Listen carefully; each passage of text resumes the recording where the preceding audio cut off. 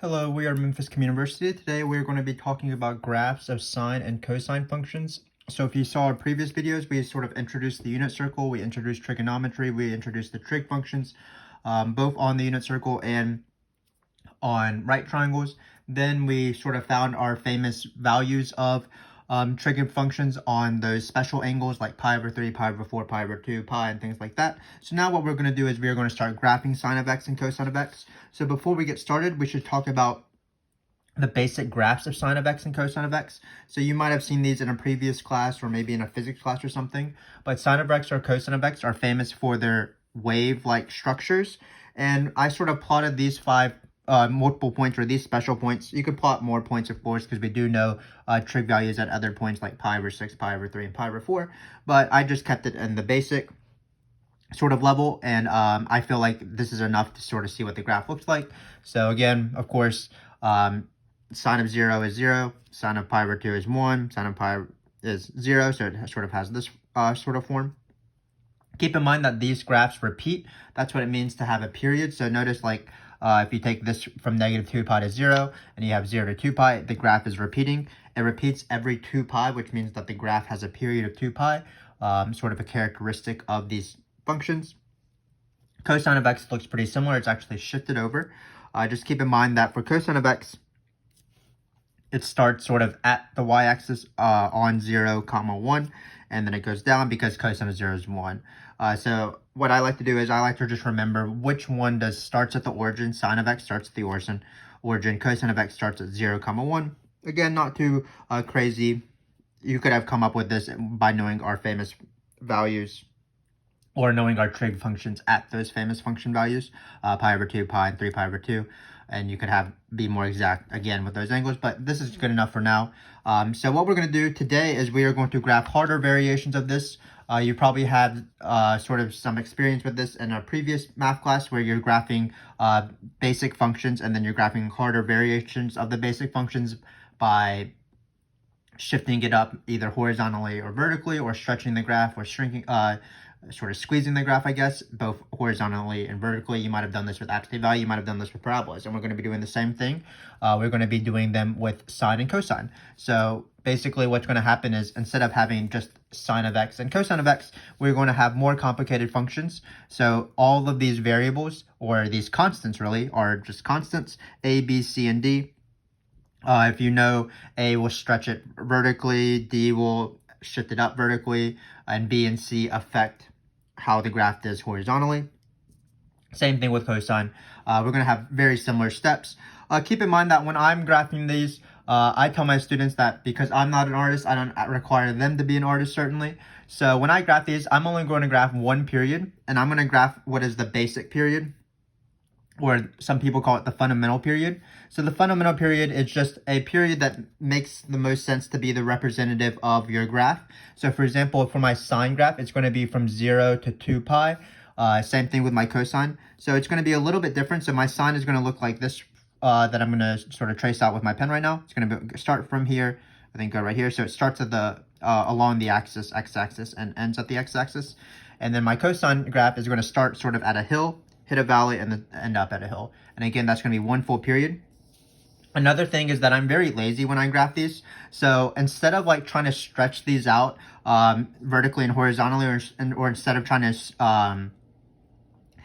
shift these graphs either horizontally or vertically using the same axes, what I'm going to do is I'm just going to change my axes to sort of fit the picture, as opposed to stretching the graph to fit the axes. So my axes are not going to be consistent, my pictures are going to be consistent, and that makes usually students are for that because all of our graphs are going to look very similar. So again, it's all of our sine graphs are basically going to look like this, or all of our cosine graphs are going to basically look like this, where these numbers are the things that are changing, as opposed to trying to draw different graphs. Because I feel like the most important part about this is just knowing how graphs sort of change, and you don't actually have to physically see the graph changing. Once you know the axis, you sort of have an idea of how the graph is changing. So I'm going to briefly go over these steps, and then we will get going. So first off, the first step we're not going to actually apply because it's already going to be in the form that we want, but there are chances that these graphs are not of this form. Basically, what we have to do perhaps is instead of having some x minus a number, it's going to be a number minus x, and we're going to see how that affects the graph. But again, this step really is not important for this first part. The main first step is setting the bx minus c, meaning the setting whatever's in the parentheses or whatever's in the function to be 0, and then 2 pi to find our endpoints. Because notice, again, the endpoints of our fundamental period are going to be 0 and 2 pi, 0 and 2 pi. So once we find those endpoints, we're going to be able to just draw these basic graphs. That's actually step 3, plotting the basic sine and cosine graph, only one period. One thing we do have to do is if it is a negative sine or a negative cosine, just like with other functions, that just flips the graph. So for example, a negative sine will look like this, and a negative cosine will look like this. So we'll be doing that. Then we are going to be plotting the 5 important points of our fundamental period using averages. So for example, we'll have our endpoints, and then we'll take the average of those 2 points to find this point. We'll take the average to find the midpoint of the endpoints. Then the midpoint and the first point will find us this point right here, and then the average of the midpoint and the endpoint will find us this point right here. So it's a bunch of average taking, so there will be a lot of dividing by 2's because it will be taking the average of 2 numbers, so we're going to add them up and divide by 2. So why are these numbers important? Well, in sine, pi is, or this midpoint, whatever the midpoint ends up being, will be the other 0, and also this is the hill and the valley, sort of similar to in the cosine. The midpoint ends up being the valley or the hill if it's all flipped, and then these 2 points are the 0. So it's nice to have them, and we're going to sort of locate them. Finally, the easy step will be dealing with this D and dealing with this A. Again, we're not going to actually stretch out our graphs because I don't think it's necessary. We're just going to change our y-axis based off the A and the D. So let's get going. We'll have these steps out, but it's easier to go through questions. It might be kind of confusing to talk about these steps without these questions.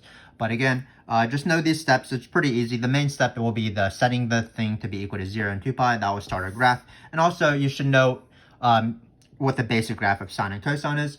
If pre-calculus is really for calculus, well, in calculus, you might not need to know precisely how to graph these, but you do want to know basically what sine looks like, what cosine looks like. But we're not there for yet, so let's just do pre-calculus. Let's try to graph these. So perhaps I'll try to zoom in as much as possible. So let me zoom in real quick. So we're trying to graph these functions. There's going to be 10 of them. They're going to start off pretty easy, as we'll see, and we're only going to graph at least one period again. So we're going to start off with this function right here, 2 cosine of x. So first thing to do is, again, take whatever's in your parentheses to be equal to 0, set it equal to 0 and 2 pi, and that will find our endpoints. Keep in mind that we don't have to do this first step because it's already of this form. Again, this first step, this right in A whatever, B or whatever, this formula, it's already, all of our questions are going to be presented like that until we get to the very end. So I'll talk about that more in depth later on. So all you're going to do is you're going to set this to be equal to 0 and 2 pi. Again, you set the parentheses to be 0 and 2 pi, but you just get 0 and 2 pi, so it's not that exciting. We're starting off with a warm-up, really. So what I like to do is I like to draw sort of a number line here. I don't usually draw the y-axis. The y-axis might be sort of in a different spot when we do these, but again, I go for my 5 points. So we have our endpoints. So we set it to 0 and 2 pi. We're going to draw our basic cosine graph. So our basic cosine graph looks like this. Remember that cosine, the important thing is cosine does not start at the origin. Cosine starts at up here and then ends right here.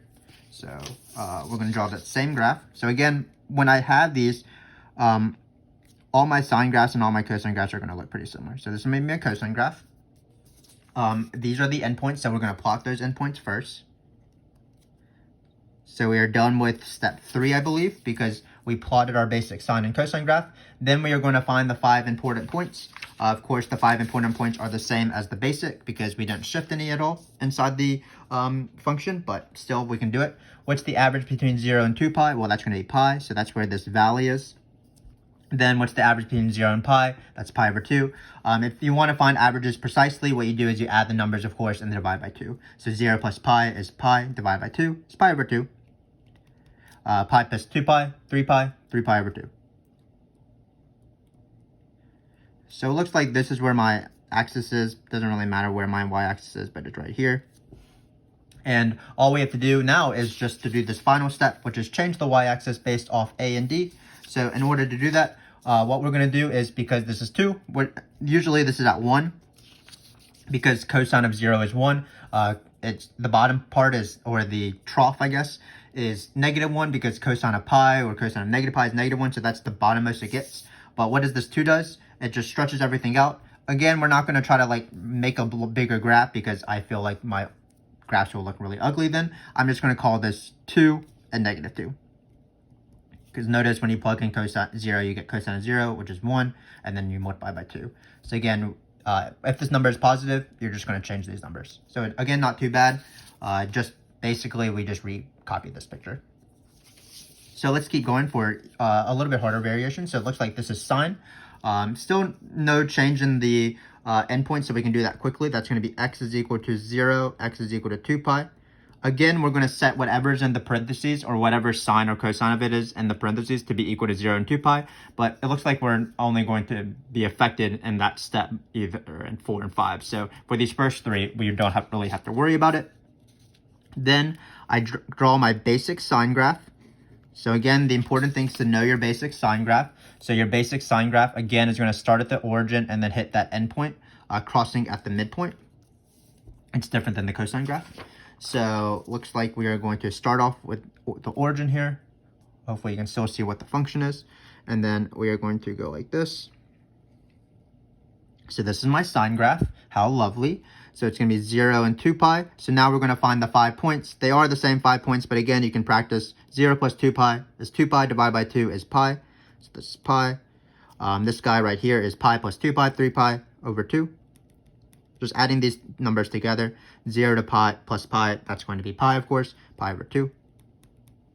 So then, when we have these guys right here, just like with this 2, I'm going to first deal with this 1/2 and then deal with the plus 3. So when I have this change the y-axis based off a and d, I'm going to first deal with the vertical shift, the vertical stretch, which is the a, the thing getting multiplied by sine and cosine. Then I would deal with the vertical shift, which is the d. So in this case, looks like this is going to be, hopefully you can tell, and this is usually 1, -1, but now they're going to be 1/2 and -1/2. Because that's the amplitude of the graph. That's how tall it's going to be, 1/2 and -1/2. Then we are going to add 3 to everything. So we're going to add 3. So that's the same thing as putting 3 here. What's 3 plus 1/2? I don't like mixed numbers because I am not a baker or a 4th grader whenever you learn fractions. So I'm going to have 3 as, express that as 6 halves. 6 halves plus 1/2 is 7 halves. So this is 7 halves. And then 3 minus 1/2. Again, it's 6 halves minus 1/2. That's going to be 5 halves.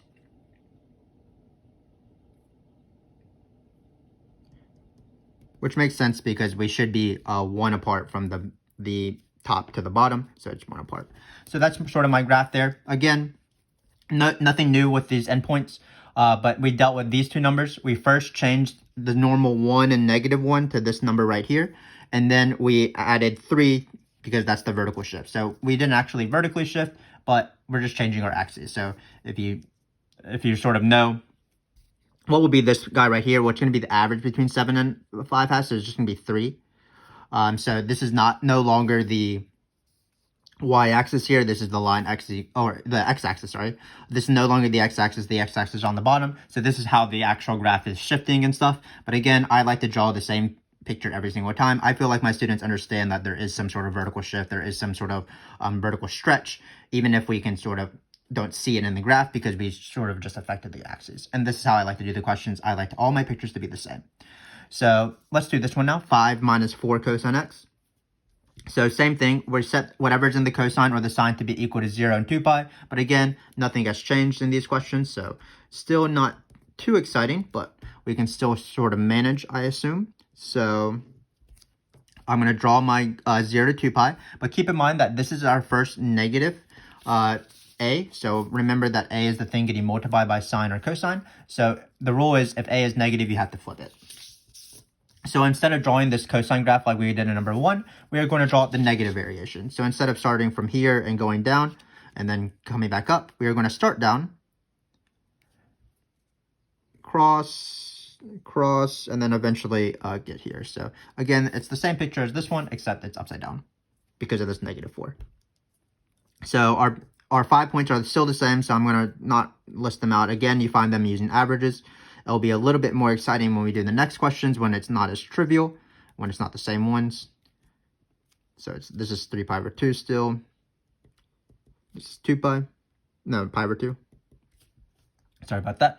Then we are going to deal with this 5 and 4. So we already actually dealt with the negative part of the 4, so we only have to think about this as 4. So if you have this axis, which is where it is, because we don't want to write this as negative 4, because obviously this is the y number where y is 4. We already dealt with the negative because we flipped it. So this is going to be 4, negative 4, instead of our normal 1 and negative 1. That's how the 4 is affected. Hopefully you can tell with the picture. And then again, at the very end, just like we did for the previous one where we added 3, we're going to add 5 to both of these points. So this is going to become 9. This is going to become 1 when we add 5. And then this is no longer the x-axis. This is the axis 5, or the horizontal line where y is equal to 5, not x is equal to 5. Let's be careful. And this is our graph. So again, there is some sort of vertical shift. There is some sort of stretch, but we're going to draw similar pictures. And I feel like this is good enough. So this is my graph of 5 minus 4 cosine of x. And before we start doing the horizontal shifts, or the horizontal stretches, just keep in mind that we are only drawing one period. So these graphs do repeat. A lot of teachers, I don't know why, but a lot of teachers do ask to draw 2 periods. But all you would do is just like draw another period, I guess. These graphs continue on both sides, so they go on forever. They're sort of these waves. But I feel like you only need to draw one period because the one period just repeats. So now let's do this 5 sine 4x. So this is our first time when we set the thing in the parentheses to be equal to 0 and 2 pi, which is the main second step.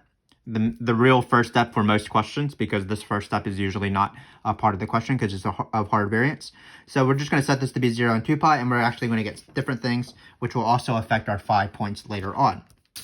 So this is going to be fairly new here, so let's just go slowly. So we're going to set whatever's in the parentheses, so not just x, but 4x this time, to be equal to 0, and we're going to set 4x to be equal to 2 pi as well, because these are our endpoints of our standard graphs, and so when you set these to equal to 0 and 2 pi, you'll be able to find your endpoints of whatever graph you are doing correctly, or currently.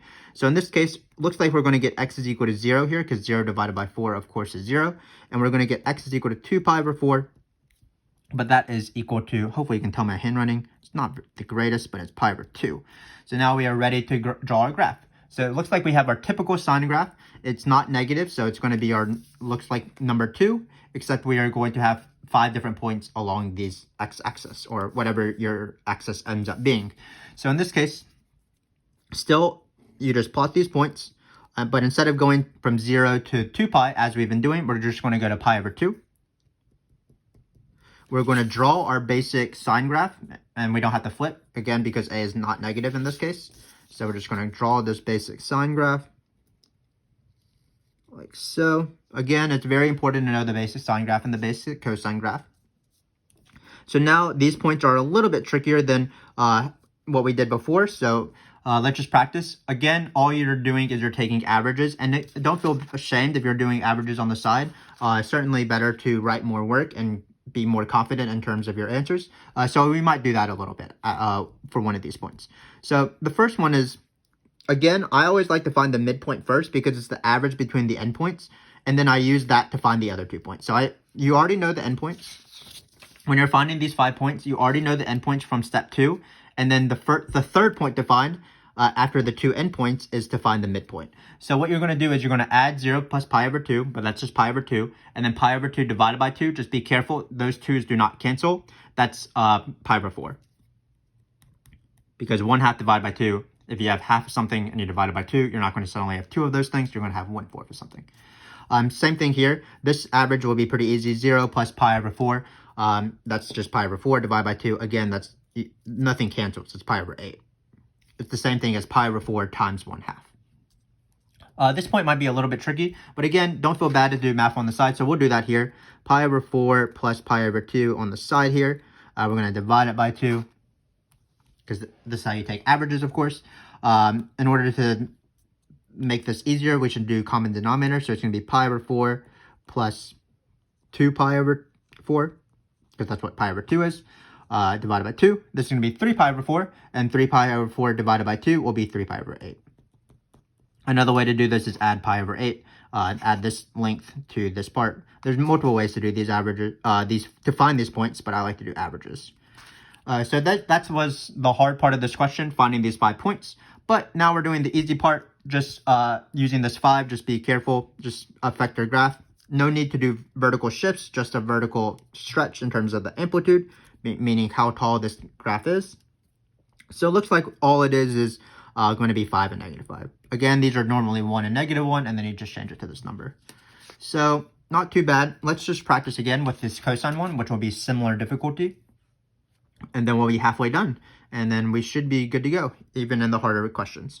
So again, what you want to do when you start off is you want to set whatever's in the parentheses to be equal to 0 and 2 pi. So we're going to set this to be equal to 0. Let me move up my sheet a little bit. X is over 2 to be equal to 2 pi as well. And then we're going to solve. Just be careful when you're solving. So this will be 2 times 0, which is 0, of course. And then when you're solving this, in order to isolate x, you're going to bring the 2 over by multiplying. So it's going to be x is equal to 4 pi. So this is going to be a little bit easier than the last question, actually, because it looks like we are not going to have too many fractions. So in this case, we're going to start a graph. Looks like we have a normal cosine, not a negative cosine. So we can just start drawing our cosine. So it's going to be this right here. Then we're going to plot the point. So this is going to be 0. This is going to be 4 pi. Again, these are our new endpoints. All of this work is to find our new endpoints. So it's no longer 0 to 2 pi. It's 0 to 4 pi. Then we're going to take the average of these two numbers to find the midpoint. 0 to 4 pi, the average of them midway is 2 pi. And then the midway, of course, is pi. And it's also pretty easy to find the average between 2 pi and 4 pi. If you're doing it very precisely, you would add them together. 2 pi plus 4 pi is 6 pi. And then you divide by 2. That's 3 pi. Of course, because 3 is in between 2 and 4, 3 pi is in between 2 pi and 4 pi. So we actually have done the majority of the work here. We have changed the 5 points, and all we have to do is affect the amplitude. The amplitude is 2 in this case, so we're just going to change this to a 2 and -2. So notice how easy these graphs are once you have the steps down, especially if your teacher does allow you to sort of manipulate the vertical axis and the x-axis in this way, where you're not actually having to stretch, because when you have to stretch, it's like really annoying. So let's keep going.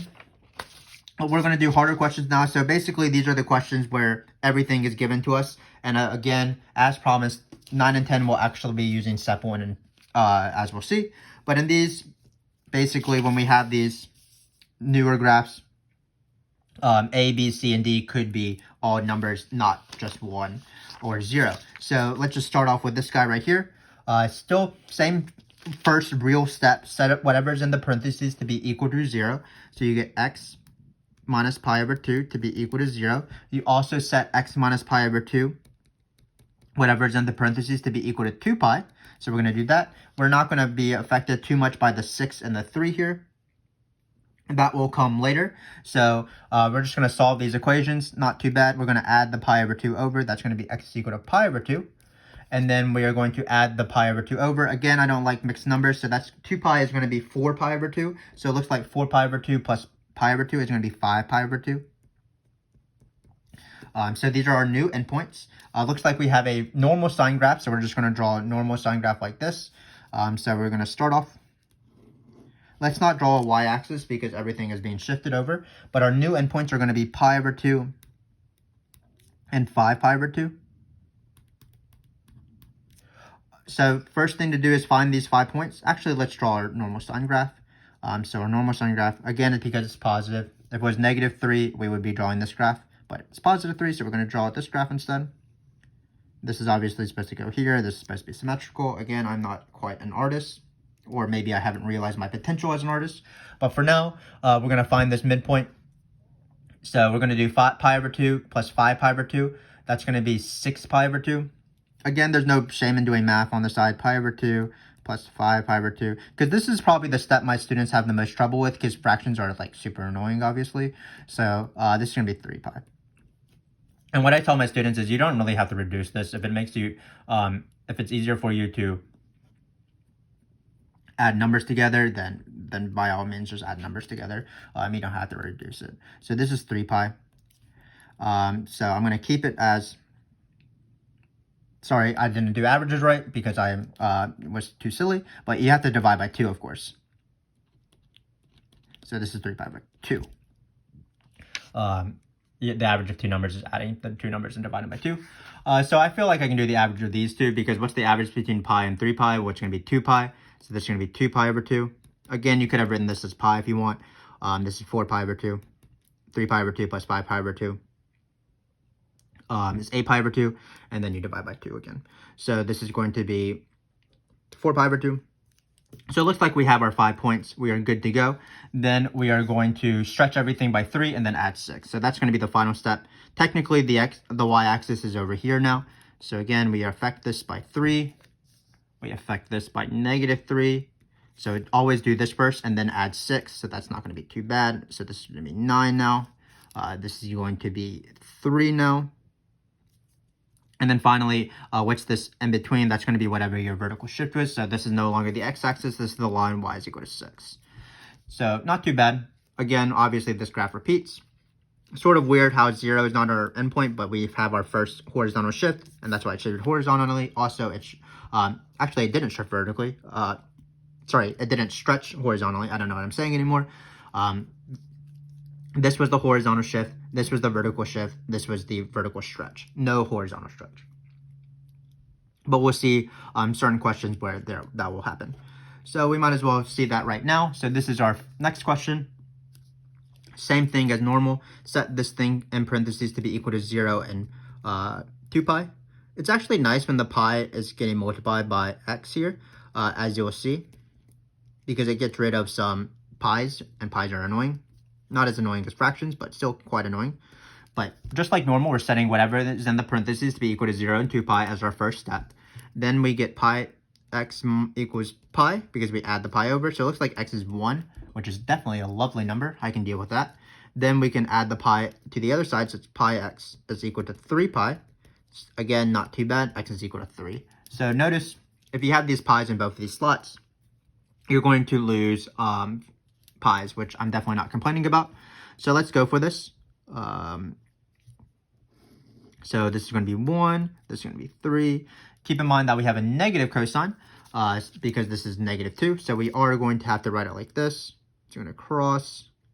Not my best picture ever, but whatever. It's going to look like this. Again, it's negative cosine, so cosine usually starts here, but negative cosine starts here because that's -2, the negative part. Then we are going to find our 5 points. Sometimes students like to use decimals, but again, I like to use fractions as much as possible. This is obviously going to be 2 though, and then maybe actually decimals are going to be not too bad here. So we'll just use decimals. This is going to be 1.5. The average of 1 and 2. What's the average of 2 between 2 and 3? That's going to be 2.5.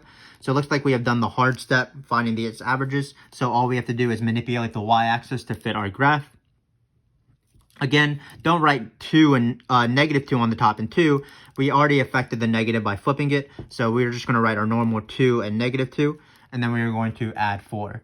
Keep in mind that for some reason on this worksheet, I guess in this one it won't be, but it's been a lot of shifting upwards by adding 4, but you can obviously shift downwards. So when we add 4 in this case, 4 plus 2 is going to be 6, obviously. 4 minus 2 is going to be 2, and then the midpoint, or the midline, is y is equal to 4.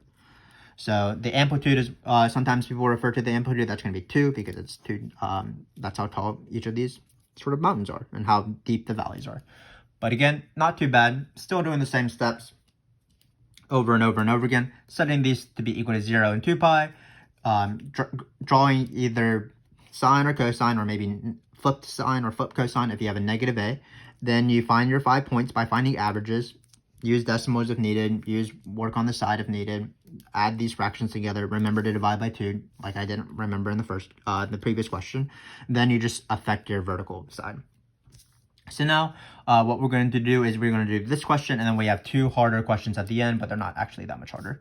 So hopefully you can tell what's going on. Same thing, whatever's in your parentheses, that's your horizontal sort of manipulation.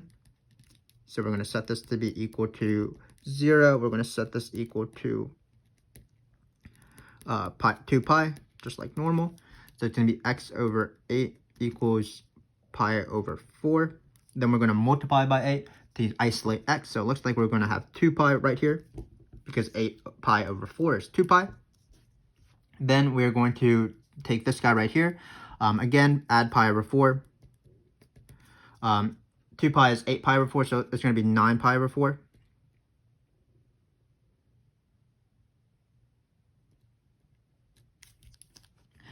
Then when you multiply by 8, it's going to be x is equal to 18 pi. It's sort of a weird function, but we're stretching it out quite long horizontally, so everything seems to be working quite well. So keep in mind that this is going to be a positive sign. So it's going to be like this. I don't think we actually had any negative signs, which is not the best worksheet. But obviously, negative signs, you would take your endpoints, these endpoints being 2 pi and 18 pi. And if you wanted to, what you would do is to find negative sign. I'm going to draw, obviously, the sign because it's positive sign in this case. But negative sign doesn't look any different. I'm just going to trace it out with my pen here. It's going to look like this. Again, all you do is flip it. So it's not that much, not too big of a deal. The harder part is finding these points. But this one, what's in between 2 and 18? I believe that's 10. Because 2 plus 8 is 18 is 2 plus 18 is 20 pi. So 20 pi divided by 2 is 10 pi.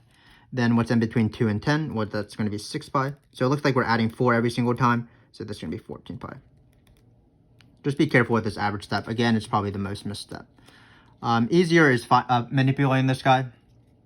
So 0.5 is going to be 1.5. I'm going to write it as 1/2. You can write it as 0.5 if you want. Again, we're going to change this as negative 1/2.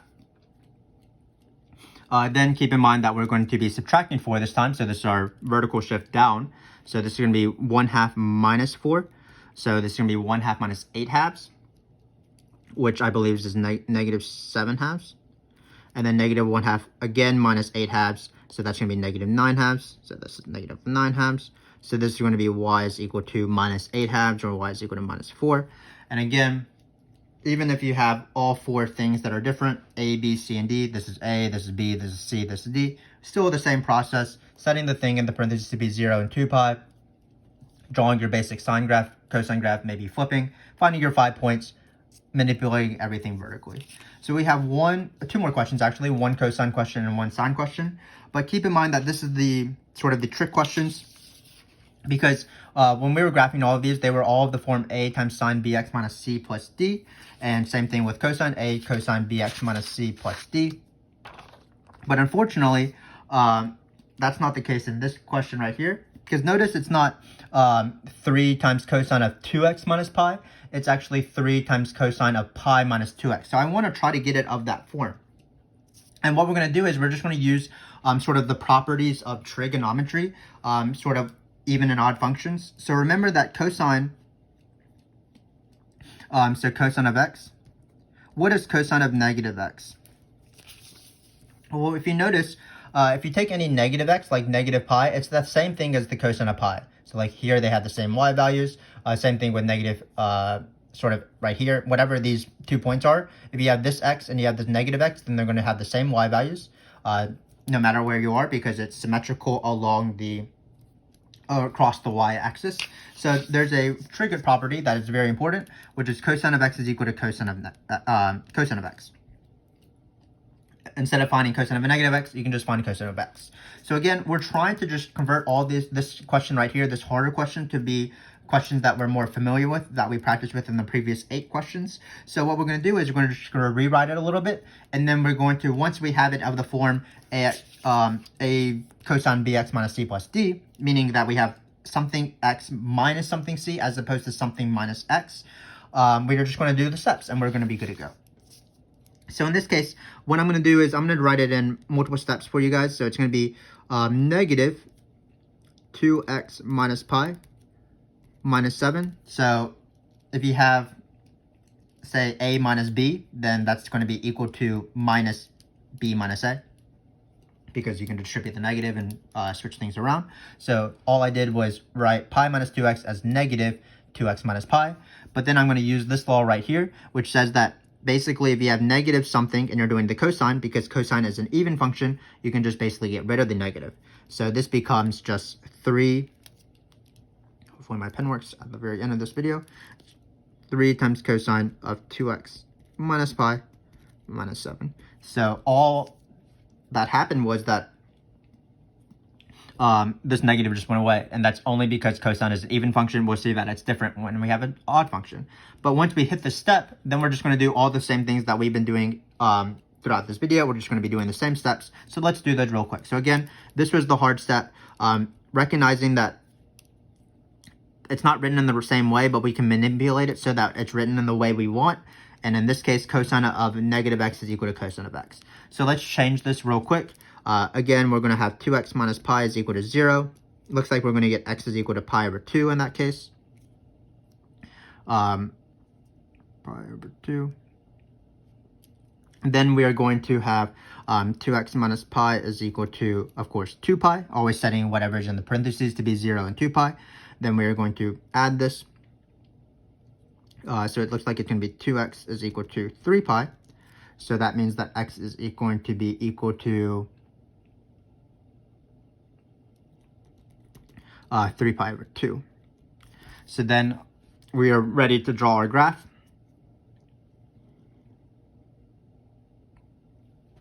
So we're going to draw our endpoints, of course, pi over 2 and 3 pi over 2.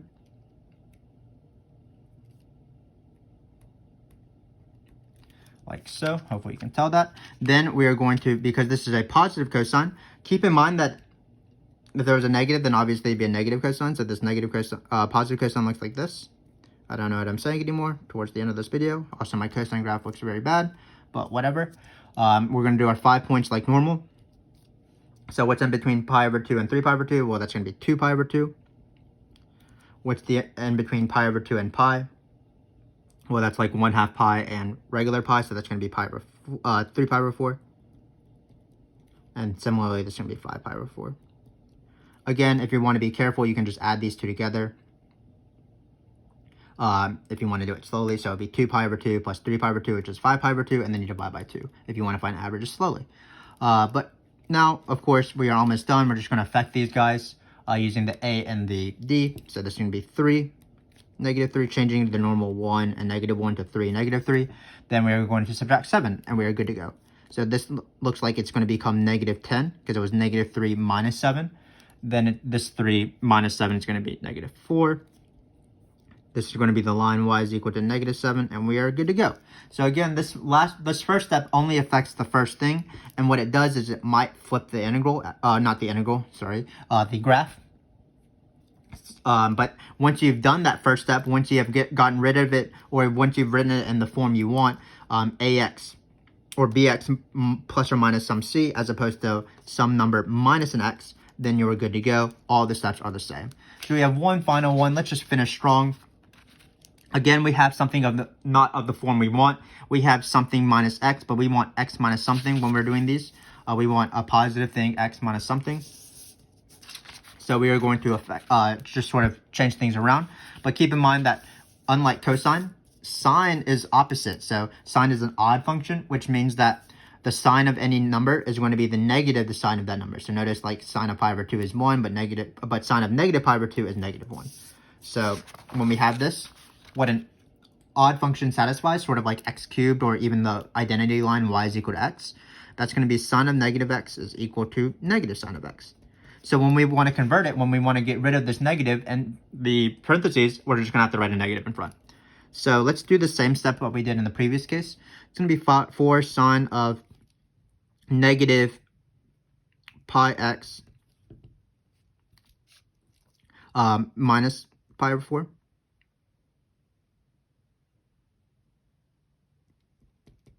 Because notice if you distribute this out, I'm sorry, hesitant what I'm doing, but when you distribute this out, it would be negative to negative, which is plus. This is negative pi over x, so they are switched around. And then what we're going to do is we are going to get rid of this negative by using this rule. But when we get rid of this negative, unlike with the cosine, where the negative just went away because cosine's even, because sine is odd, we had to bring a negative out. So instead of writing, we'll write this for now. We got rid of the negative, which is what we wanted to do, but instead of writing negative here, the negative doesn't just go away like it does in cosine. We're going to have to change, put a negative in the front of sine, but there's already a negative, so it's actually going to become positive. So here we're going to have positive sine. And notice that once we get to this step, we are actually good to go. Everything will be like normal. Because now we have something of x minus this as opposed to something minus x. So we're just going to do the steps one more time. Bear with me. We are almost done. We're going to set whatever is in the parentheses to be equal to 0 and 2 pi like normal. So it looks like we're going to get pi over 4. X is equal to pi over 4 minus divided by pi. So that's the pi's are going to cancel. So it's going to be x is just equal to 1/4. Then we are going to set pi x minus pi over 4 to be equal to 2 pi. Well, 2 pi is 8 pi, so it's going to be 9 pi over 4. So this is going to give you x is equal to pi x is going to be 9 pi over 4. But the pi's are going to cancel. So it looks like these are our two endpoints, 1/4 and 9/4. So we're going to have this. So keep in mind that we're going to obviously plot our endpoints. But instead of having a negative sign, which it looks like it's a negative sign, this is actually a positive sign because we took out a negative, so it was negative, negative. So this is a positive sign. So positive signs, of course, start right here. So do negative signs, but positive signs start going up. Negative signs go down at the beginning. So this is the positive sign. One last time, we have to find these endpoints. This shouldn't be too bad. What's in between 1/4 and 9/4? Well, we're going to add 1, so that's going to be 10/4, and then 10/4 divided by 2 is going to be 10/8, which is 5/4. Then what's the average between 1 and 5? Because that's going to be the give us what's the average between 1/4 and 5/4. That's going to be 3/4. It's going to be all the odd numbers. It looks like this is going to be 7/4. And then one last time, we just have to affect the axis. Notice that there's no vertical shift here, which is nice. So all we're going to do is change this to 4 and -4. And we're done. Because there's a 4 here. So hopefully that made sense. This is sort of the graphs. Hopefully you sort of are acceptable of or accepting of my method where I don't actually change vertical lines. All I do is I don't actually stretch things. I don't actually shift things or do anything like that. I have to draw the same graphs over and over and over again where I'm actually affecting the axes themselves. Keep in mind that the key steps, this first step, again, only appears in rare questions. The key steps is setting the bx minus c to be equal to 0 and 2 pi to find the endpoints. Then knowing what the basic graphs of sine and cosine look like, that is important. And finally, finding those 5 important points using average. But for now, hopefully this sort of was clarifying in terms of how to graph sines and cosines. Be sure to check out our next video, which will be graphing the other 4 functions, which are tangent, cotangent, secant, and cosecant. Hopefully I'll see you then. Until then, thanks again for watching, and goodbye.